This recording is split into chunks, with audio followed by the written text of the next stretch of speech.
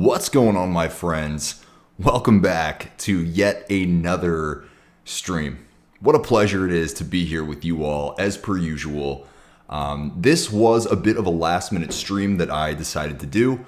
And first and foremost, if you're in the chat, I would really appreciate a quick hello. Just let me know if the video's all good. Let me know if the sound is all good, and we will go from there. Last time I went live, for some reason there was an echo in the background. The streaming service that I was using had sort of this desktop audio playback. And so I just, I'd really appreciate if someone would let me know that the tech is all good.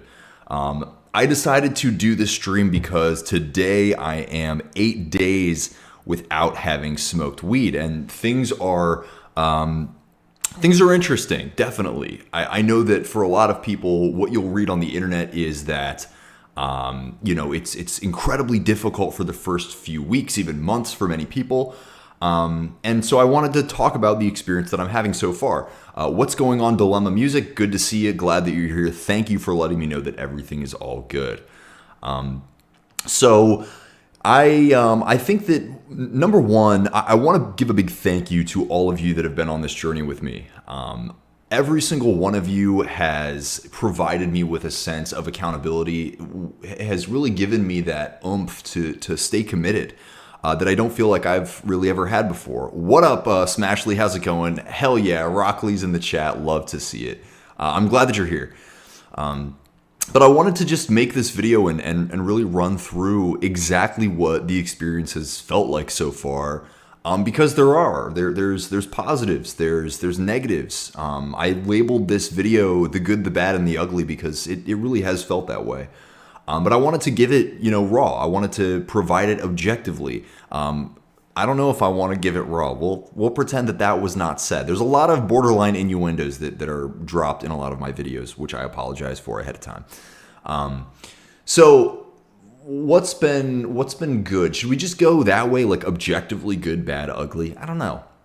And by the way, if you're in the chat, I would be more than happy to talk questions, comments, all that kind of stuff towards the later part of this video after I've really given the rundown on how things have gone for me so far. But so first and foremost, I do want to comment on this idea of difficulty because that's something that I do see quite a lot. What's going on, Panda Fang? Glad that you're here. So yeah, I mean, I think that one of the reasons that perhaps it was so daunting for me to do this, really go all in on this kind of overcoming cannabis for this long. And I'm going to go ahead and turn a light on just real quick. That didn't help super much, but it will help later on. One of the things that perhaps held me back up until this point was the fear that I often see discussed on the internet, right? This idea that it's going to be really, really hard. Your mental health is really going to struggle. And I'd be curious from those of you that are on this journey with me, have you had the same kind of experience or what's your experience been like? Has it been really challenging? Has it been painful? I don't notice that. I don't actively notice throughout my day that it's been really painful, right? The things that I do notice, well, number one, the good, right? I feel more emotion, right? I was in the grocery store with my girlfriend the other day, and I noticed that we were walking around, and I just felt good for no reason. I found myself smiling for no reason, laughing at the littlest things.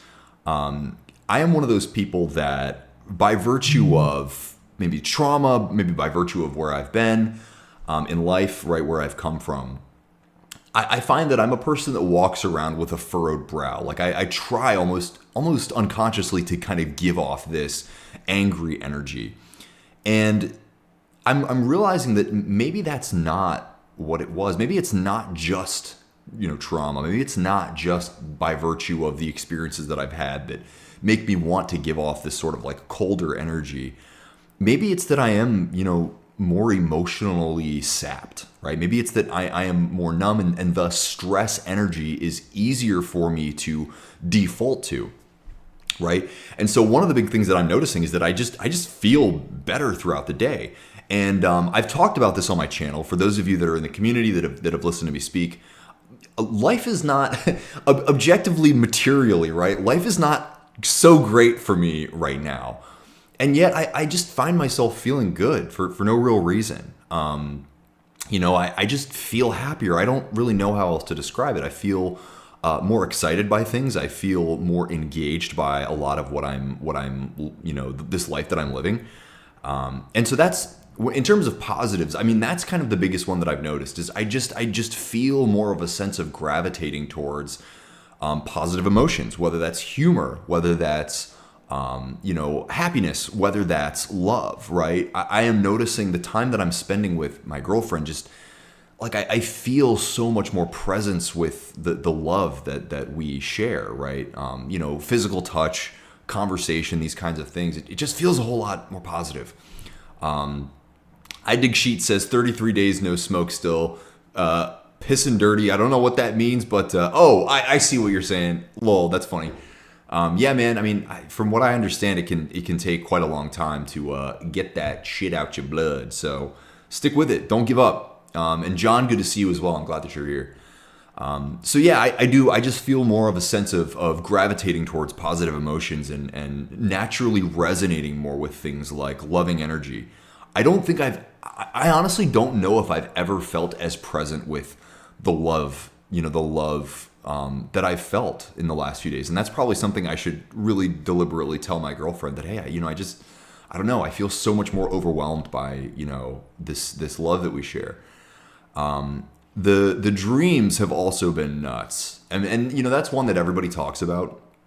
I just fuck feeling, right? I am having dreams and they are crazy, right? Last night I had this dream that I was in a zombie apocalypse. I had 3 dreams that I can remember last night. When's the last time that I can tell myself I can remember 3 dreams? Bro, not ever, never, right?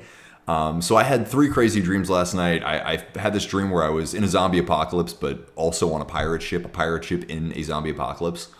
Pretty cool.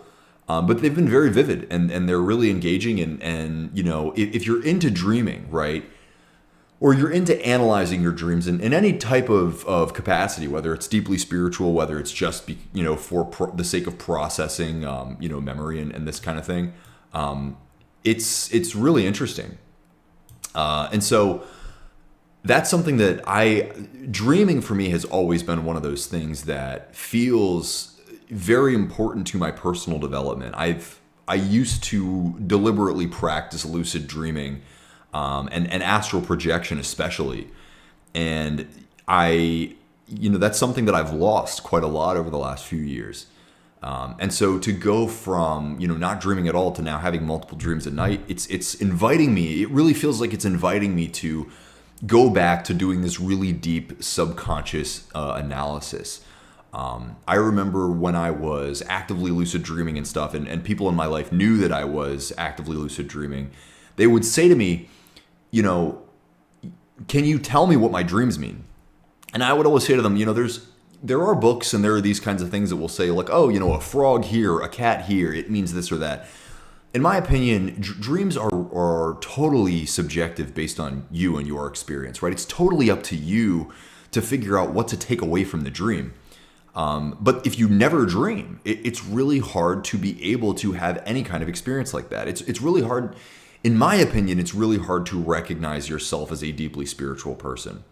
Now, I know that's going to be a controversial take because a lot of people who smoke a lot or further than that, a lot of people who do any kind of mind-altering substances, especially psychedelics, right? They will say that they are a spiritual person or a deeply spiritual person, but I find that if you are not, actively having these kinds of experiences, where is that deep analysis, right? The only analysis that you can do is just what your conscious mind delivers you or what kinds of, perhaps I should say surface level spiritual experiences, meditations that you can have, with cannabis or other kinds of substances. Now, again, that's my personal take. I mean, you don't have to, I'm not here to push that on anybody and say, no, you can't be a spiritual person if you do drugs all the time. But it does it for me and the experiences that I've had in my life, I feel limited when I don't do that, right? And so I definitely feel like, yeah, I mean, it's coming back and it's inviting me to do this kind of subconscious analysis, like what the feelings, especially. I don't know about the symbolism so much, but I would say that the feelings that you get are there's a lot to be gleaned from that. So I'll give you an example. One of the dreams that I had last night, I was chilling with. He's not necessarily my friend, but he's kind of an acquaintance of mine who is politically very much the opposite from me, and so the dream was that I was in this dude's parents' house with him in his basement. We were smoking weed in the basement, and we had this kind of political disagreement where we're like, okay, I guess the hangout concluded. And so we go upstairs and his whole family's upstairs. And I remember, freaking out. And, but then it's like his family was pretty cool. And eventually I kind of found my confidence and I was like, you know what, I'm going to interact with these people no matter what. I felt my eyes really droopy. I felt all the symptoms of being high. And yet I was like, you know what? No, we are going to be present. We're not going to be, hiding in our shell. But the bottom line is there's actually quite a lot that I feel like I could learn from that dream. Perhaps, number one is there is no need, if you are having a personal conversation, to let political dynamics cause a rift in that moment, right? It's perfectly acceptable to have very different ideas from other people. It's perfectly acceptable to set moral lines, right? And yet you do not need to destroy a one-on-one interaction simply because you have a disagreement with somebody. There's infinite direction that I could go with analyzing this dream, but the bottom line is that I'm saying, I feel like I am gaining so much in terms of subconscious analysis that I can grow from. Somebody said that I'm glad it was easy for you, but basically they're saying I'm not sure that's very easy, but I'm glad it was easy for you. I think it sounds like you're referring, Stefan, to the actual quitting process.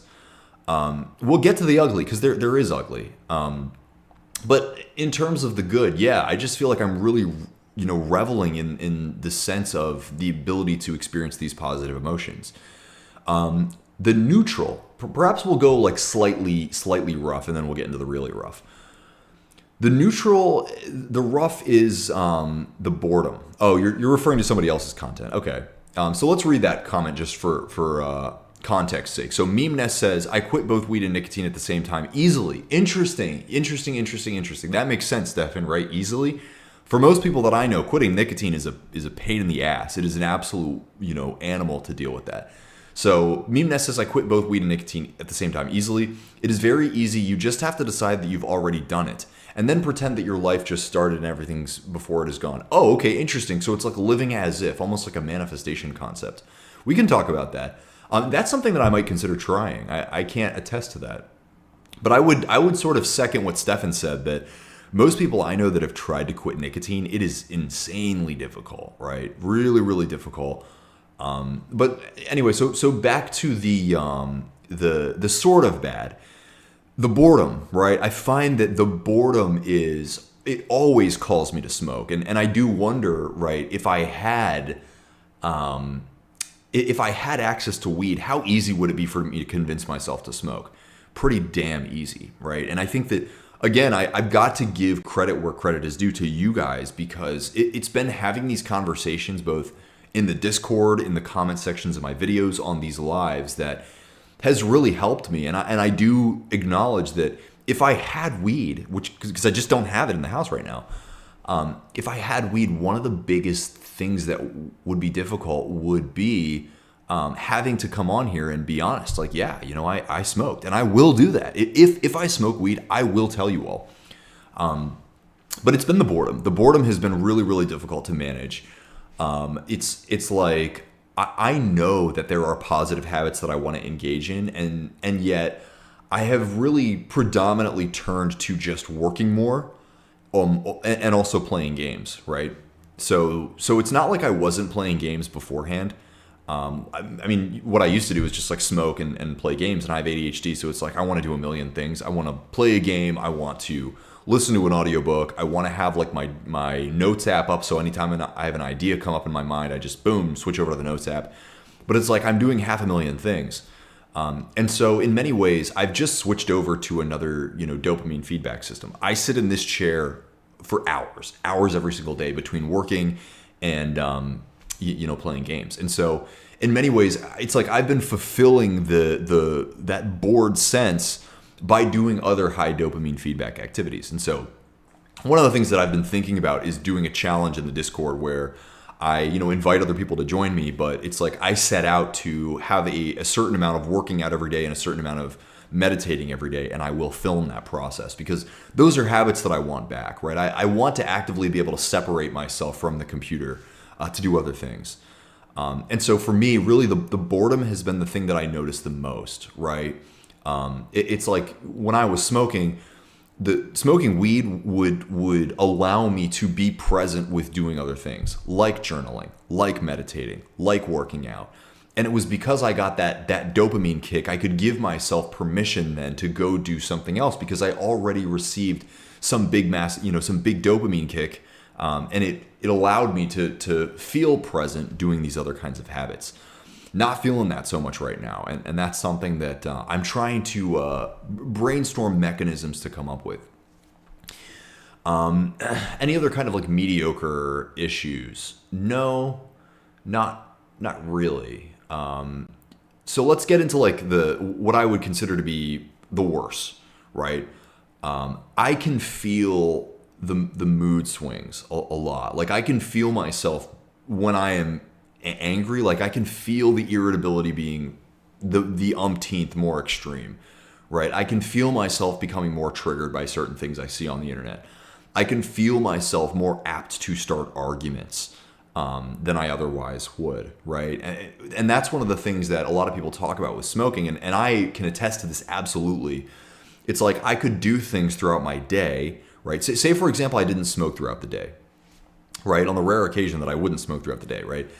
I would do things, I would say things, I would act in ways that once I smoked, I would immediately feel like, oh man, I regret this. And then I would reach out to somebody or apologize for something that I did when I was sober because the high mind created more presence and perhaps more of an ability to reflect, right? That when I'm sober, I'm moving too quickly. And it's, the word sober is a bit ironic in many ways, right? Because perhaps I'm even less present. I am less able to take a pause and self-reflect when I don't have, whatever it is that the THC is providing to my brain, right? To take a pause and really, be more self-accountable.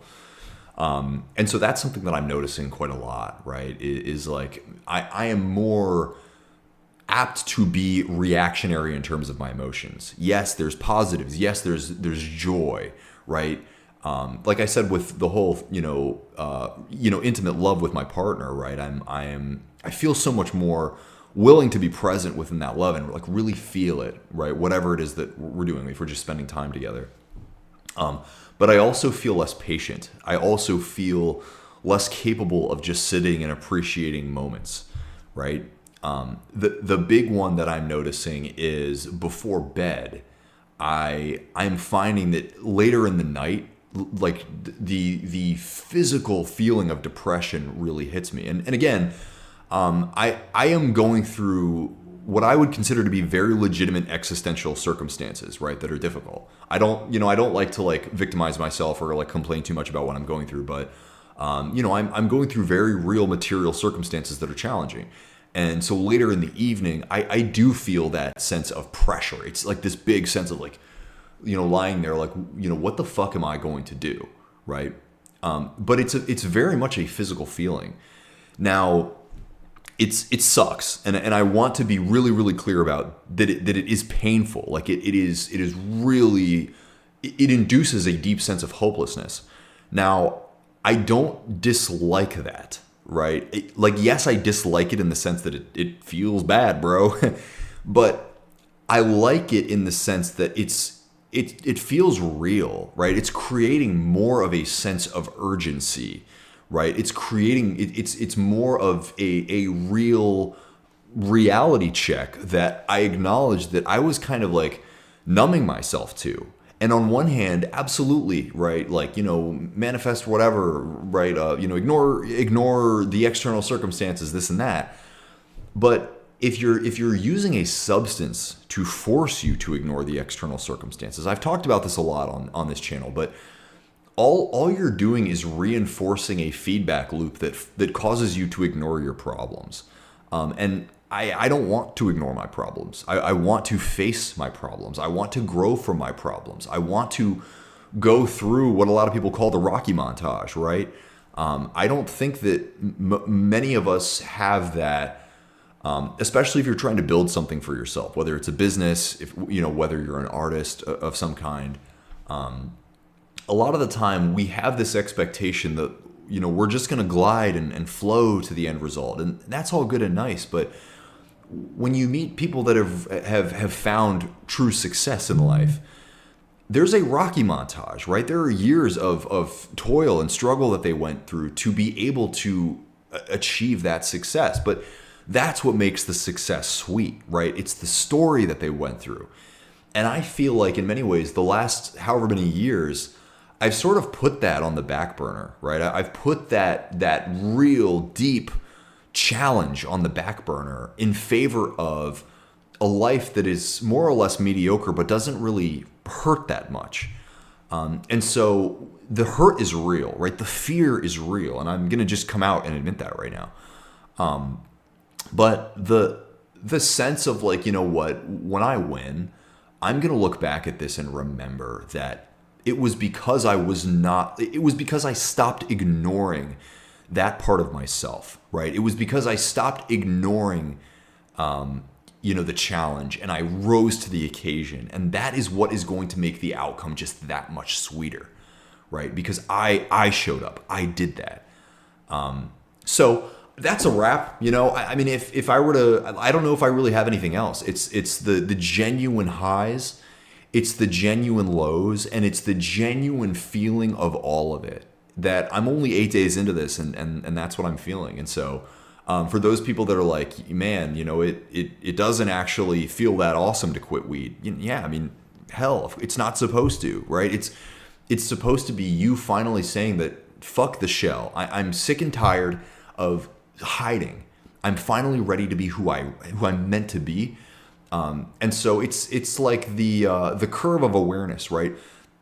I forget what exactly this is called, but it's like unconscious optimism, right? Unaware optimism is what they call it. Like when you first start out, you're like, you have this unaware optimistic sense of this is going to be great. Like, look at what the future could be. There I go towards the future. And then as you start going down the path, boom, you have to go down. You have to, it becomes aware pessimism, right? So here's what it's actually called: uninformed optimism. And then you reach what's called informed pessimism, right? Like you realize what you're going to go through, you realize what this is actually going to require of you, and then you go through that. You are willing, you have to start going through it. Now, that I think is where most people give up. I think, and this is especially the journey that I've experienced as an entrepreneur. I've done this before, right? That you acknowledge, you realize what actually this is going to take. You get the tax bill and you realize, oh man, this is expensive, right? And so often what happens is you reach the bottom and that's where you give up. But you had to go down in order to experience the massive trajectory upwards. And so I don't know if I'm being naive or if it's just because I've actually done this before that I'm like, that's what has to happen. But for those of you watching this, I mean, that's what I would say to you is that the point at which things reach like their culmination of suck, that's when people typically quit. And if I've learned anything in my life, it's that the tenacious are the people that ultimately succeed. It's the tenacity, it's the unwillingness to quit. And so, I mean, that is one thing that I'm grateful to myself for, that along this journey of years of toil and failure, I've sort of cultivated this mindset of like, I can't quit. There is I mean, barring massive existential circumstances, but even if that happened, it would be more of a pause, right? I would have to go figure something else out in the meantime in order to maintain the trajectory of my dream. But I'm not willing to give up on this path. And I think that quitting cannabis has kind of become one of those factors for me that I've just realized that I just am not willing to be numb anymore. It doesn't feel good to be quitting all the time or giving up all the time, right, on experiencing challenge. And I know what would happen if I smoked weed at this point, right? I know that I would experience that sense of like immediately I would smoke and immediately I would be like, man, what the fuck? I don't want to be high. Number one, I probably don't want to experience any kind of existential, deeper existential dread or anxiety or paranoia that you could ultimately experience from smoking. But it's like I just can't be numb anymore. I can't keep putting my dreams on the back burner. I can't keep putting this version of myself that I know I can be, right? In my mind's eye, I am someone, right? And that character is more desirable than, the chill, right? The big chilling. And I'm sure, there are a lot of friends that I have in my life that if they heard this, it would cause them fear to hear this, right? Because there are so many of us that are using the numb as a way to escape rising to the occasion. It's like we're more afraid of what we could be rather than remaining in the slump of who we dislike, right? That version of ourselves that we dislike, but it's more comfortable to do that. But I guess I'm at a point where it's no longer more comfortable. So that's the good, the bad, the ugly. Keeping it real with y'all as usual. That's what I got for you. I'm going to read some of these comments. We'll stick around, hang out for a while. So Smashly says, let's see. I got to scroll back up. Smashly says the good. Brain fog is lifted. I definitely feel that. I'm definitely feeling like my brain fog is lifted. Higher energy levels. Yes, I am feeling that so much. Less anxiety. Me too. To a degree. Maybe not as much for me. Less anxiety. And easier to cope with bouts of anxiety when they do come. And yes, feeling everything more intensely and embracing it. Cool. Yeah. So Smashly's a lot further than I am. I think she said, or they said 26 days. I believe it. You said in the Discord 26 days, which is fucking phenomenal. I mean, just my hat is off to you. Excellent job. But yeah, I resonate with a lot of this. I have a lot more energy. I feel like I have a lot more energy. I definitely feel a lot clearer, a lot sharper, which is awesome. Only 1 week in, who would have thought? They said it takes a year, so I am pumped to see what it feels like after a year. Hopefully we get there. Dilemma says, to meme-ness, perhaps a better framing is that, well, it isn't necessarily easy, it's incredibly simple. Interesting, just don't consume it. Yeah, I mean, that's kind of been my thought is like, I mean, number one, I just can't. I mean, I guess I could, like I said, I could go buy the Delta 8 and the whatever it's called, THCA type stuff. I've smoked that before. It's to me, it's the same experience. I guess I've just felt like, what am I going to give up now? Am I going to quit now? Am I going to have to go on YouTube and tell my subscribers that I quit? Fuck that. I'm not doing that. Smashly says the bad. Sleep disturbance from dream, resurgence, loss of appetite, feeling left out of the circle when we just passed around. Yeah. Smashly, for better or worse, I in the last 5 months, I moved 4.5 hours away from where I lived in Baltimore to North PA. And so I just don't have any friends here. I mean, I have my partner and she's my best friend, of course. But she is not a stoner by any means. So we're not surrounded by people who kind of encourage that. But I will keep you all updated because when I go home, it is challenging. And I will be going home for sure in May. My birthday is April 16th. Don't know if I'll go home for my birthday. But definitely in May, I will be going home. And so we'll see how difficult it is. I'm not noticing the loss of appetite thing. For me, the sleep is actually like, I find that I'm sleeping in more, right? Like I don't know what it is, but when I smoke, when I'm smoking weed, it's like, I don't go to bed till really late, 12:30, 1 a.m., 2 a.m. on average. And then I tend to wake up around 7:30. Now I'm like sleeping in, probably later than I should, to like 9. I woke up at like 9:20 this morning. So that's something that we're going to work on, because I don't want to be sleeping like 10 hours a night. But interesting experiences. Let's see what else we got. Smashly says, I found that talking about weed a lot has occasionally reminded me of cravings for it, but it also helpful to confront it on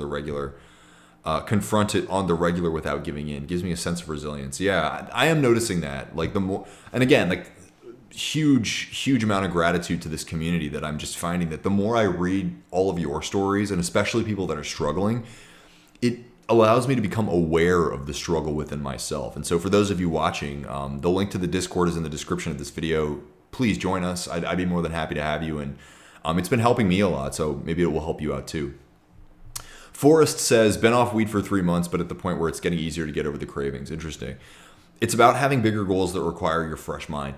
Absolutely, Forrest. I mean, that's what I'm noticing. Is like, I'm just at a point where like, I want nothing more than to see my business succeed.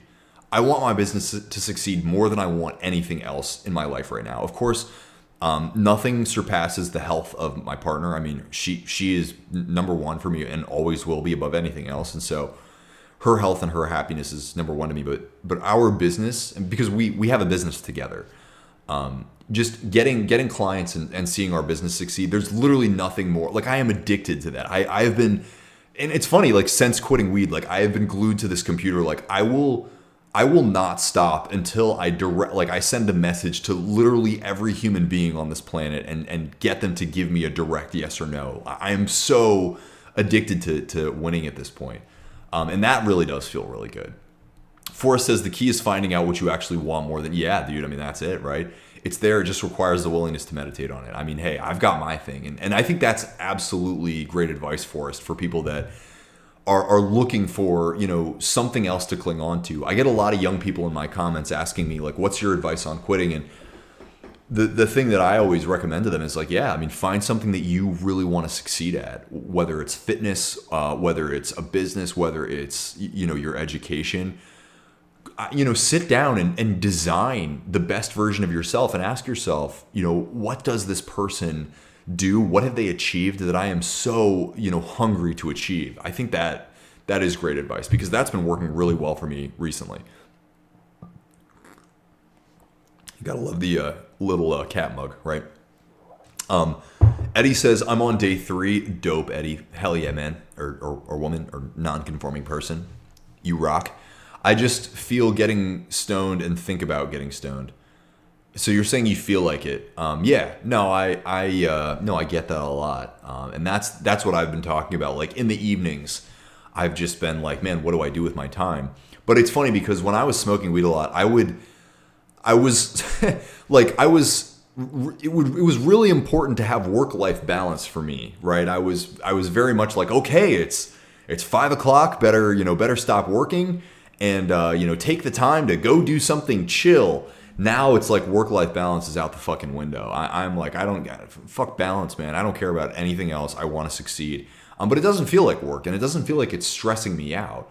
And you know what? I do need to be setting goals in terms of fitness and meditating again, because I have really fallen off with that stuff. Eddie says, I have a bad habit of mixing it with alcohol. Yeah, I'm really grateful that I've never had a struggle with alcohol. I mean, as a person who's done a lot of substances, I will say this to the day I die, that, there is nothing harder on your body than alcohol. I mean, I have done everything under the sun. I can promise you that. And just nothing feels more physically destructive than alcohol. And so I wish you luck, Eddie. And like I said, if, you've got a community here, and so if we can help you, we're more than happy to do that. Dilemma says, totally relate to this point. After you smoke, you reflect and empathize. Yeah, it's funny, when I was smoking regularly, not so much in the last year or so, but especially in my early 20s, it was like throughout the day, because I wouldn't smoke till like later in the evening, but throughout the day, it's like there's nothing that I wanted to do than, other than smoke. And it's like every time I experienced any kind of emotional struggle, it would be like, man, I want to go smoke some weed, man. But the second that I smoked weed, and especially after I left college and I was like trying to start my first business, The second that I smoked weed, it was like I immediately was like, man, fuck this. Like, what have I done? I do not want to be high right now. All I could think about was how great would it be if I was the kind of person that didn't need to smoke weed. So no, I relate to that 100% dilemma. Simon says, I think all addictions follow the same pathway. It just depends what your rock is at the moment. Yeah, I mean, great point, right? I mean, anything that you have developed that dependency on, boom, that's the thing that you're always going to gravitate towards whenever you experience emotional challenge. And when I say emotional challenge, the emotional challenge I'm talking about comes from anything, whether it's a work-related problem, whether it's a relationship-related problem, whether it's just sort of a spiritual or emotional problem.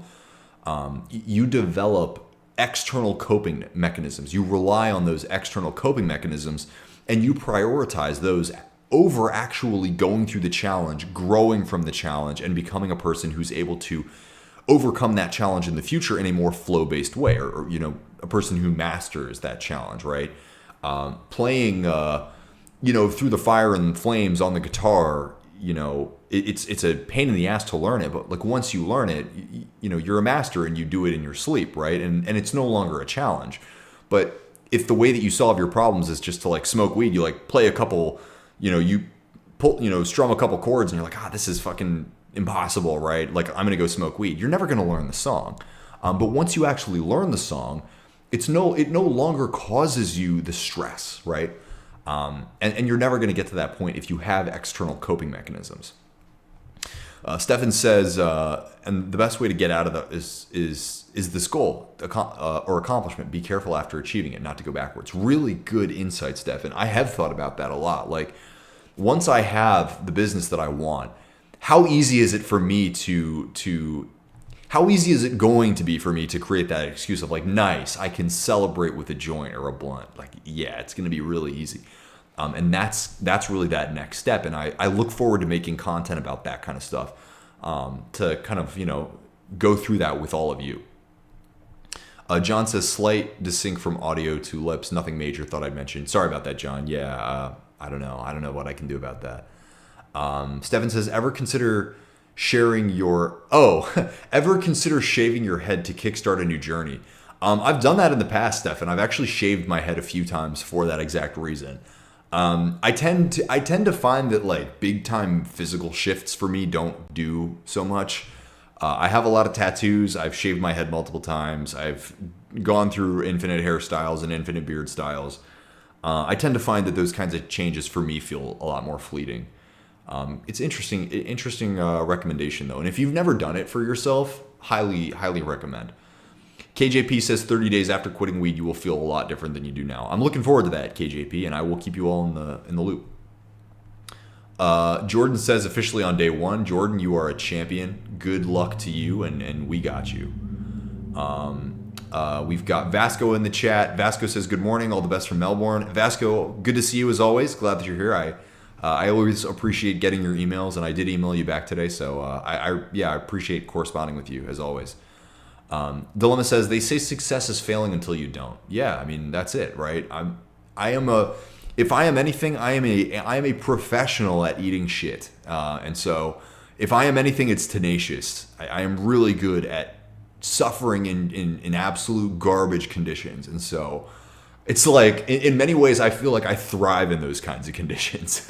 So, and by the way, if any of you are also noticing the disconnect between the audio and the lips, let me know. I'll try to figure out something to do with that next time. Peter says, hi, glad that you're online. I am Czech and I kind of struggle with weed addiction. Randomly, your YouTube video popped up on my page and it was about your moderation. Thank you for sharing. Peter, I'm glad that you're here. And I've gone from moderation to not at all eration. So it can happen to anybody. And it's all thanks to all of you. And so, Peter, I'm really glad that you're here. I hope you stick around. KJP says, I smoked for 20 years, quit after 3 years. Quit 3 years ago and I feel like Superman or Spider-Man. Okay, I mean, I like Spider-Man more than Superman, although Spider-Man and Superman, both super dope. I would never turn down either of those abilities. Probably would prefer to be Superman, actually. Babe says, even made me feel brain fog, the Delta. Okay, so the Delta 8. Yeah, I mean, why wouldn't it, right? It's probably doing very similar things to your brain. Irrelevant One says, hey brother, I'm about 5 years into sobriety, used to smoke several times a day over the decade. I feel great. Sometimes I do get cravings and they're never insurmountable. Good luck. That's really motivating to hear. I'm really glad to hear that you're like years ahead and you're like, this was so worth it, because that's awesome. I'm looking forward to that. If anything, I think cognitively, the thing that I look forward to most is being able to remember very specific facts. I do a lot of political debates on TikTok, and one of the things that I find regularly is the problem is like I can't remember specific things to rebut with. And so I look forward to just having a mind that's like a weapon. I really look forward to that. And so I'm really glad to hear that. I appreciate you giving us that feedback, because that's super motivating. Irrelevant One says, can't just sit around, need to get active. I swam every day for a month to get past the worst of it. That's the next step, is really to get back into fitness, because I used to be a big time weightlifter.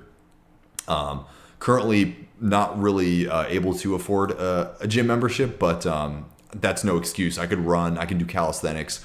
I used to be a fitness coach as my primary occupation. And so if I were to say to myself, like, if I were to be making these excuses to my to my fitness coach self, what would they say? They'd be like, it's bullshit. Hit the road, go for a run, develop a strong calisthenics routine, get jacked again, and it will make you feel really good. So I'm thinking, if you guys are willing to hold me accountable, one of the things that I've been thinking about is doing that in the Discord, is like doing a fitness challenge, or not just a fitness challenge, but a positive routine, positive habit challenge, where I document the workouts, I document the meditations, and kind of just, bring you all along for the journey. I would love to do that, and I think that'd be a ton of fun. Peter says, I have a question. Have you ever felt like without weed you don't feel happy? Without weed I feel amazing, but when I smoke I feel alive. I can't explain it, but it just helps me somehow. I can relate to that to a degree, Peter. The thing is, what I'm noticing though is that when I'm high on a regular basis, I feel like all of my emotion, like my emotional wavelength is condensed, right? So the positives are not as positive, the lows are not as low, but it all balances sort of around this place of neutrality. Now, when I smoke in the first hour, right, or 30 minutes really for me, because my tolerance got so high, was like that first 20 minutes, 30 minutes of being high. It's like, you do feel like this reverie of being in this fantasy world, and it does feel exciting and interesting and all that kind of stuff. But it's like that wears off quick, right? And so I think I described it as best that I possibly could. It's just like the wavelength of emotion is just a lot smaller, so it makes life just overall less interesting, which is ironic, because most of the reason that most of us start smoking is because the cannabis makes everything feel more interesting. But as you build up your tolerance, it's like it numbs it too much. So I don't know if that kind of answers your question, but that's really as good as I can make it feel. Mango Host says, what about cocaine? I would assume that's the question you're asking me. Have I done cocaine? Mango Host, everything under the sun. Cocaine, multiple times. Yeah, many times. And I do not look forward to doing it ever again. I actually never found it to be that engaging. I don't know why I tried it so many times, but I just never found it to be that exciting. I don't know, maybe just stimulants for me. Just like I have ADHD, and so maybe stimulants make me feel more normal. But I think it was like I never found it to be that exciting and that engaging. And then I was also well aware of just how destructive cocaine could be on somebody's life if they got addicted to it. And so opiates and stimulants like that, I never was very interested in doing them, but I'll admit that I did them quite a few times. But by the grace of God, I mean, even nicotine, like I never really found a deep desire to or a hook. I never found that it really hooked me. I don't know. Alcohol, never a problem. Alcohol is like I enjoy a beer once in a while, but like, man, drinking to the excess of getting drunk was just like, man, what a tax on the body.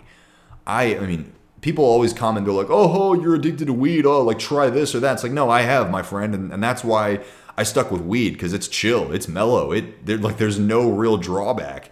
in the immediate moment. Like, it doesn't destroy you the next day and this kind of thing. Peter says, continuing on my question, I was sober for like 7 days and I had a bad day, so unfortunately my cravings told me to enjoy life a bit. I feel bad, but I want to enjoy the flower from time to time. You know, Peter, I don't think anybody can tell you what the right or wrong experience is. Admittedly, for me, I am most motivated by people like, I forget who it was earlier in the chat, Irrelevant One, who is talking about their experience after, you know, years of sobriety. That's what I look forward to the most. And so, you know, do I have that sense of like, man, I wish I could enjoy cannabis once in a while? Sure. And you know, I'm sure I would, and I'm sure I will. Maybe. You know, I'll stick with would. I'm sure I would. But what I look forward to most is the total transformation of my mind, right? The absolute relinquishing of the feelings that I am just slower, of that, you know, I could be putting my brain at risk of major issues over the long term. And so what I look forward to most is a real revolution of my being fundamentally. And so can anybody tell you that, you know, it's absolutely wrong and you won't ever enjoy it again from time to time? No, I don't think so. But for me personally, the things that I look forward to are, you know, a totality of sobriety. And so I don't, you know, that's my answer. Babe says, it's for sure the most chronic, severe form of substance we can put into our bodies. I work in a field of addiction and it tears people up more than anything. I meant to say alcohol. Yeah. Yeah, no, I mean, babes, I mean, I am in the opposite corner. I am by no means a person who has officially worked with people. And in fact, I have joined those people. I have been in the sesh with those people. And I just witnessing what I've witnessed over the years of people just becoming fucking destroyed and pardon my French, but just obliterated. I mean, alcoholism is one fantastic way to crush every aspect of your life. And so, yeah, I mean, I'm sure you've seen just the absolute ruin of people and who they could have become. Relevant One says, I quit for about 5 to 6 years. Now I might toke once or twice a year when I'm on vacation. Nice to enjoy that way. Interesting, you know, and maybe that's hope inducing, right? Peter asks Irrelevant One, how did you quit? Irrelevant One responds, honestly, it made me feel small how stressed I was whenever I'd run out. I didn't like feeling dependent on something. It made me feel like less of a man and not wanting to be in control. You know, that's really interesting. I do find that in my mind's eye, and this actually coming back to dreams, this shows up in dreams quite a bit for me, that it's not that I'm subservient to somebody else, but it's more like I am not as, like somebody else is in control. They're like a leader. They resonate with that, you know, magnetic energy. And I feel like I'm sort of like scrambling to be acknowledged, right? I am just lesser. I am like the submissive to that person to a degree. Like I'm looking to them for, you know, validation. And that is something that I am really looking to let go of, because I hate that feeling. Like I hate the feeling of somebody else kind of dominating my space. And it's not like I want to dominate other people's space, but I want to feel comfortable and confident with who I am, such that I am not looking for validation outside of myself. I want to feel confident. I want to feel, you know, like I am the one in control of my own life, that I am really proud of myself. And I do feel like maybe to whatever degree, for whatever reason, this life that I have been living has put me in this place where I feel like I am often like looking to others for validation, especially in dreams. I mean, I kind of actively try not to do that and notice that in my life, but maybe that's something that I'm, you know, something that I'm looking forward to as I kind of go through this self-transformation. Irrelevant One also says, I wanted to feel confident enough to ask my now wife to marry me, and it looks like you did that. Congratulations, my friend. Ard Newmans, what's up, Ard Newmans? Ard Pumans. It said, it's so much fun talking about addiction when you quit. Interesting. Is it? I mean, I'm having a good time hanging out with you all. Maranto says, hey man, is this the live or the premiere? It's the premiere. This is all recorded, Maranto. None of this is live. Wink, wink. Matt says it's live. God damn it, Matt. You gave it away. Yes, Maranta, what's going on? I'm glad that you're here. It was great to see you last time. And yes, you and Matt have the exact same avatar. You guys need like a profile picture. Zach says, Zach Scheidt? Zach Scheidt says, does CBD help? No idea, dude. No fucking clue. I have not been using anything else. I was like rolling up these herbs and smoking them. I've done that a couple times throughout the last couple weeks, but what ends up happening is I'll be like smoking the herb, and like what I'm waiting for is the feeling that weed gives me, and then it just doesn't feel anything. So I just put it out because I'm like, what's the fucking point of just inhaling carbon monoxide for no reason? Moranto says sobriety is like a relationship. You need to experience all 4 seasons. Yeah, I mean, and that's kind of what I'm willing to go through right now, right? Is that I know that it's supposed to suck. I know that it's supposed to be garbage. And it's not nearly as garbage as I thought it would be. And so it's not that difficult to manage so far. We'll see how things go. Peter says that was deep. Appreciate it. You have a good mindset. I need to work on that. I'm going to be making more videos on mindset, because if there's one thing that I've really done a good job of for myself, it is developing a deep sense of awareness that allows me to kind of navigate some of these emotions. In fact, one of the videos, let me just take a sip of water. One of the videos that I've been thinking about making over the last few days is talking about depression and anxiety, and the perspective that I've always held, well, not always, but the perspective that I've held regarding depression and anxiety since I feel like I went through this really powerful mental health journey back in 2018 is that depression is like the low energy spectrum. It's like you are on the lower physical energy side of the spectrum, and you don't know how to rebuild the energy. Anxiety is the abundance of physical energy that you don't know what to do with. And I'm not saying that is scientifically the accurate way that it is, but for me, that perspective has always, at very least, given me some control over the situation, right? It's given me a capacity to have something to do about what it is that I'm going through. And I feel like when you have something to do, it gives you like I said, it gives you a degree of control. And that is so incredibly powerful to have in an experience, especially where you feel very much like you are hopeless. Peter says 5 years is unimaginable for me right now. I'm right there with you, Peter. 5 years does seem like I can't even. I'm like, what am I think the thing that I'm thinking about the most is like, what am I gonna do when I go hang out with my friends? Am I gonna have to go in a different room while they're smoking? Like, am I gonna just not hang out with them anymore? That's the thing that I think I'm struggling with the most. But frankly, in a way, it almost makes me like giddy to become more of a vlogger, to like make more videos.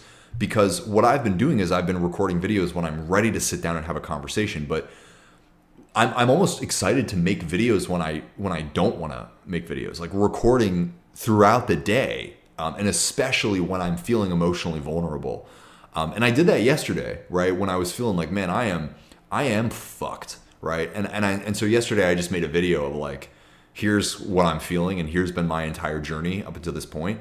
And I'm just going to make a video and talk about it. It ended up being 40 minutes. And honestly, at the end of making that video, I felt so much better. And so, yeah, I think that's probably what I'll start doing is just, I'll introduce you all to my friends, and I'll introduce you to our rap sessions. And if I smoke, I will smoke on the camera, or maybe not. I don't know. You guys can tell me. I mean, do you think that would really would that give you a sense of like, man, this guy smoked, so I have an excuse to smoke? I think that's one of the things that I'm worried about is like, I don't want to give you all an excuse. I don't want to be like, I capitulated, so you all have an excuse to capitulate.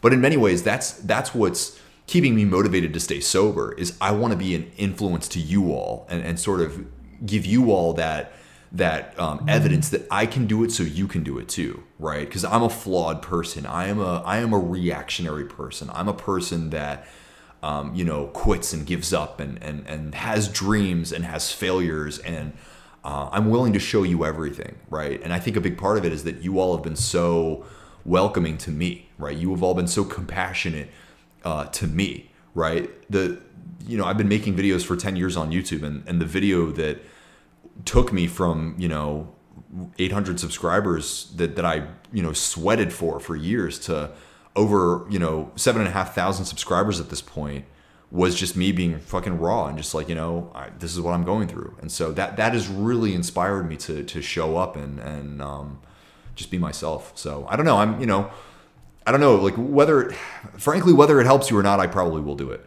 But I am setting the intention that the challenge is not to smoke in the environments where it is the most enticing, right? So here we are. Phoenix says, good evening, Zach and all. Thank you for your insight. I've been smoking for 25 years and I am stopping here in 6 days on my birthday. Hearing and reading all these perspectives is helpful. Phoenix, good luck to you. And if I could offer you a challenge, like just the thing that worked for me was just like, right now, right this second, I'm done. I'm out. Fold. No more weed. There was just one day where, I was recording those videos and it was like, I'm challenging myself to just smoke in the evenings. Now I'm challenging myself to just smoke in the evenings every other day. And then one day I hurt my shoulder and I was like, well, weed will help me. And then, I smoked and then bada boom, bada bam, I was right back to smoking 3 times, 4 times a day. And so after about 2 days of doing that, I was like, man, nah, we're done. It's over. It's just completely over. And so I had my little weed bag, and keep in mind, I live like 4 hours from wherever I know how to get weed. THC, Delta, whatever. But I just took the ashtray and I dumped it into the weed bag and I mixed the ash with the weed and I was like, well, I ain't smoking that garbage. And then I took the bag and threw it away and that was that. So, don't, maybe my advice is don't wait. Peter says, truly glad I found this community. Me too, Peter. I'm glad that you're here. It may not look like it, but every point of view from another person is just eye-opening. Exactly, Peter. I mean, that's what I am experiencing that so deeply, right? It's just like especially when people like in the community will tell me, I'm like smoking all the time. I'm smoking dabs. I'm smoking weed. I'm taking edibles. I am just blitzed all the time. I mean, that is one of those things that has really made me reflect on like, okay, like, well, I don't want to do that. So, that's motivation for me to kind of, ask myself, what more can I do? Christian, and what's up, Christian? I'm glad you're here, says, I think almost like cigarettes, cannabis can be a little pushy with the idea that it is only good for you when there are a few caveats as well. Well, I don't know if I agree with that, Christian. I mean, cigarettes are like damned near the most brutal, one of the, it's definitely not good for you, right? So yeah, I don't know about that, but I mean, like my grandfather, not my grandfather, but my great grandfather, he smoked till he was 96 years old the day he died. So it's different for everybody, but chronic smoking can really be dangerous. I'm never here to tell somebody that occasional use of anything can just be destructive, right? I myself, have and have partaken in the occasional cigarette. But I don't, I would say that cannabis is significantly less damaging, or maybe not. I mean, maybe there's just less study on cannabis. I don't know. Smashly says, Zach, I don't think I saw when you went from moderation to quitting altogether. I think your reasons for quitting are clear, but I'm curious why you feel the switch happened for you. I think it was just that like I was doing pretty well moderating, and I just was like, why not? Why not go all the way? I mean, I have so much encouragement, right? I have so many people sharing their stories with me. And like, I saw so much, especially with the cope, right? Especially with the excuses. I saw so much of myself in those excuses. And I was like, you know what? I am strong enough that I can do it. I can go all the way. And I don't know, Rock Lee, that's just kind of what, I don't know. It just happened, and I did it. And I mean, I think it was really those couple days where my shoulder was just in absolute agony that I was like, what am I just gonna like every time I have a problem, I'm gonna like smoke weed? Is smoking weed actually helping my shoulder heal, or is it just helping me kind of ignore the pain? Which was perfectly a legitimate reason. Zach says, I think weed makes anxiety worse long term. Maybe. I I mean, maybe it was because, to be honest with you, I started smoking weed in between when I was 17 and 21. Those years were just hell. Not hell in terms of what my life was actually like, but the reality that I inflicted upon myself. Just to be really clear with you all, I started selling weed during those years, and the paranoia of getting in trouble with the law, getting in trouble with my family, the paranoia was vicious, just vicious. And before that, I was a young person who was smoking weed and like trying to avoid my parents and adults and all these people. And so I had this really deep sense of anxiety. And so like when I stopped selling weed and then weed became legal in Maryland, my sense of anxiety around weed just disappeared. I basically was like, I no longer care what people think. There is no shame that somebody is going to try to introduce me that I'm going to allow myself to feel. And so, yes, would I experience paranoia or anxiety about relationships or like my financial situation at various points? Absolutely. But just like the crippling anxiety for nothing, that disappeared, right? I was no longer surrounded by dangerous people. I mean, I watched people get, I had pews pointed at, I'm on TikTok all the time, so I mute words randomly. I was in incredibly stressful situations, like very, very stressful situations. And so when I let that life go, I just didn't feel that shit anymore. And I was like, I would smoke weed in my own house, not around my parents, but like I would, with my parents home, no problem, go out on the back porch and smoke weed. It got to a point where, my parents kind of like, they stopped caring. When I had friends over, my dad would like come out on the back porch and talk with us while we were passing the blunt around. And, he would tell me that he didn't want me to smoke weed, but he wasn't like, I'm going to kick you out. I'm going to do this or that. Like, he was just like, I don't like seeing you, numb yourself out for no reason. He was like, and I especially don't want you to be driving while you're high. And so, that, like my relationship with my parents, like there was no more shame.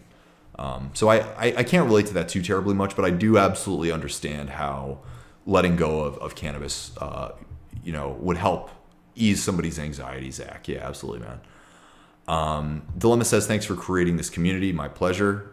I see why people go to AA. Hell yeah, me too. I've never done it, but like if this is what it's like, I mean, this is really, really helpful for me. I would, again, I will say this over and over and over again, and I hope I'm not pissing you guys off, that this conversing with you all like this has helped me so incredibly much. I mean, this has got to be at least a huge part of the catalyst for me, staying consistent like this. Smashly says, I feel like a lot of people struggle with wanting to put it down forever if they can acknowledge forever, even if they can acknowledge they want to change. Yeah, right. Because it's like there are, like, for even now, I'm like, there are fantastic aspects of smoking, right? Or being high, maybe not smoking, but being high. Smashly is responding to Zach saying, this is very true for me. I always struggle with anxiety. Yeah, okay, interesting. Phoenix says, Moranto, for me, I feel like I'm stuck at a point in my life where smoking is my biggest anchor. And that's kind of the way that I had been feeling, right? It's like, I'm working really hard and I'm not seeing a lot of traction. Quitting weed is one of those things that's always been in the back of my mind of like, you will level up as a person if you let the weed go. And so I was like, man, what else? Like, what else can we do? Let's do it. Theodore says, hey, Zach, wanted to thank you for your videos. Had to quit recently after 10 years of smoking because smoking and trying to become a flight attendant. And it's been hard and boring, but it feels good, in looking after my future. Awesome. Well, good luck to you, and you will get there. It's tough, but I think it'll be worth it for you. ADHD Hockey says 6 months off weed after 15 years, and I'm feeling more consistent and focused than ever. Dopamine hits from the gym and ice cream. Awesome. Gym and ice creams. You sound like my kind of guy, ADHD Hockey. Yeah, I definitely miss the gym a lot. I mean, but I need to get back into working out, and so hey, we'll get there. Matt says, when you're ready, your mind will be set and it will be a lot easier when you're when you're ready, you're ready. Yeah, that makes sense. That's kind of the way I felt. And that's kind of responding to Smashley's comment of like, I don't know. I just like, man, I don't feel like this is a big enough shift. And maybe I felt kind of called to the occasion because I was like, well, look at all these people following me on YouTube. Do they want to watch somebody who's just mitigating, or do they, or is it more engaging for the algorithm to like make a massive change? So I don't know.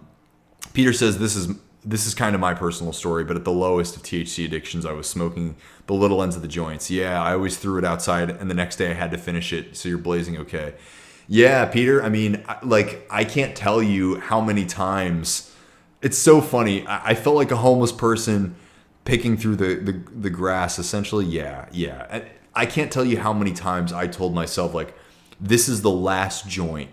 And then I would, like, throw the joint away, or I would, like, throw out some weed. And then I would go, like, around the porch, picking through the grass to find the little roaches.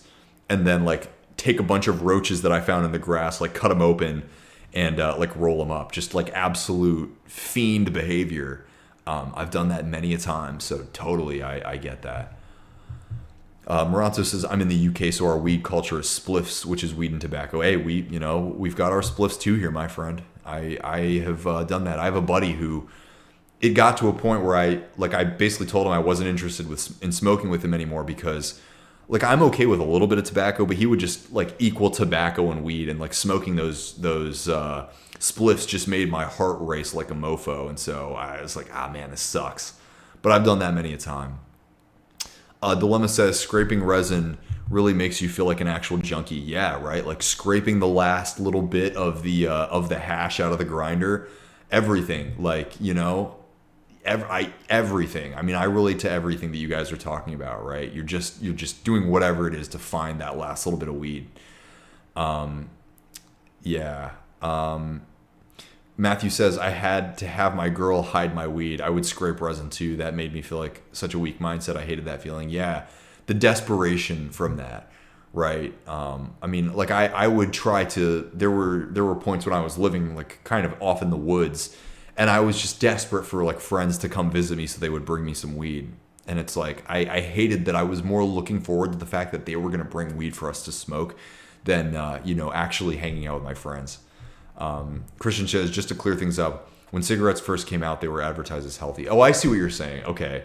I quit smoking cannabis for my lungs. Yeah. I mean, dude, yeah, holy shit. Absolutely. Yeah. Good point. Oh, I said, holy shit, because I saw Peter K say true. Holy shit. I thought I was the only one. Damn. Thank you, mate. Yeah. I dig sheet in all caps says, I quit smoking carbon, so I only dab. I don't know what that means, but okay. The gas nail says, listen to all these Karens and Darrens talk about that never had respect for cannabis. LOL. All right, man. Well, I'm sorry that this hurt your feelings, but yeah, you are factually in the wrong, my friend.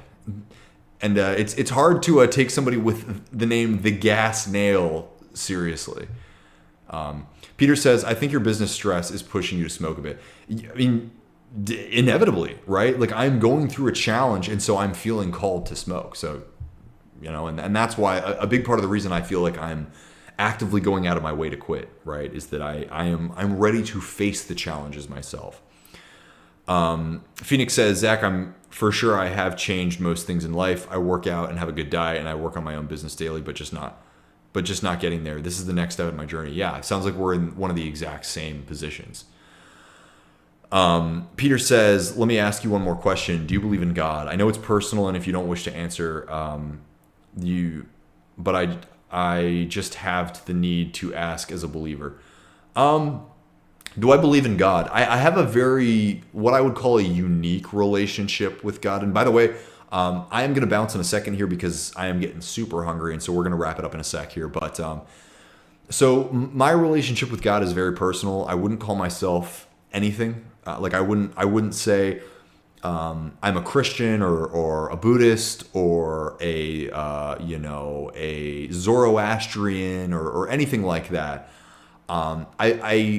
I kind of, just to lay it out as clearly as I can, like I essentially believe that the universe is there's sort of layers of universal reality, and we as human beings our brains cannot really fathom something like the true essence of divinity. That being said, I do think that positive energy, like intention, being very clear about who you want to be and what you want to create matters. I do think that I think that there is objective morality. So I do think that morals are self-evident in my opinion. And so I think that we know when we are doing right, we know when we are doing wrong. And so I don't know, maybe I'll make a deeper video about that, or we can have sort of a conversation to go deeper in that on the Discord if you all want. But yeah, I don't know.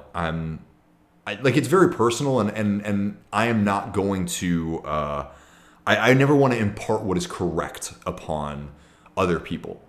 Smashly says, I'm sorry this hurt your feelings. Yeah, well, Smashly, you said in the Discord that I seem like a very compassionate, considerate person, and I lulled at that, because one of the things that really gives me those dopamine hits is like just getting freaking condescending to motherfuckers on the internet who talk trash.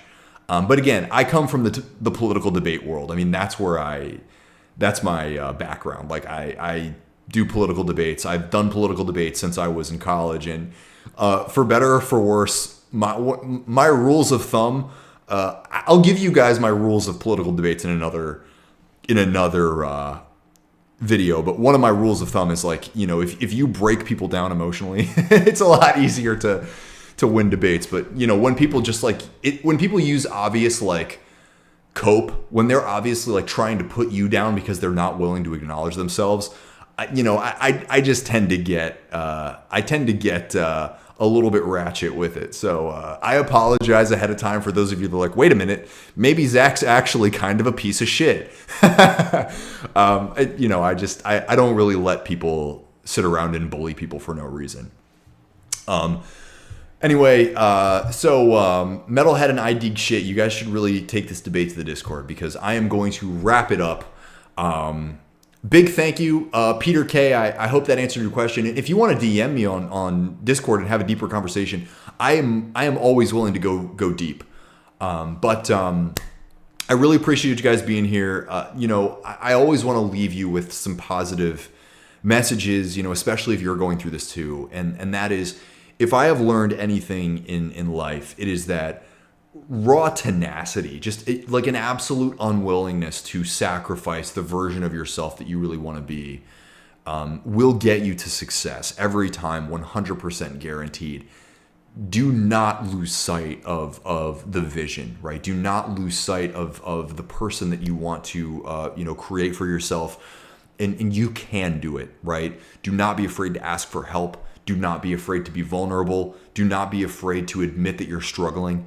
Because help is out there, right? People love you, right? People want to help you, and God damn it, if I can be one of them, it would be my sincere pleasure to offer you, some love and some support. And I believe in you. I wholeheartedly believe in you. For those of you that have stuck around this far, you've listened to somebody talk about themselves struggling for over an hour, and that says a lot about your character. So believe in yourself, because I believe in you. I'm just going to run down the list like this is some kind of fucking, Patreon or something. Dilemma Music, big shout out. Metalhead, big shout out. Smashly, the biggest of shout outs. Moronto, the biggest of shout outs. Scotty John, what's up? Shout out to you. Vasco, I so appreciate your messages. Big shout out to you. I'm so grateful you're here. Peter, shout out to you. Phonics, shout out to you. I Dig Sheet, Cheesy Potatoes, Renato, Peter Garcia, Matthew RG. Who else we got in here? Zach Scheiditz. I'm sorry if I'm pronouncing that like an absolute psychopath. Christian, Theodore, everybody. Thank you all for being here. I'm so grateful. Take it easy. Adios. Knife Boy, you did miss out, but hey, next time. All right. Adios, everybody. Take it easy. Good night. Bye-bye.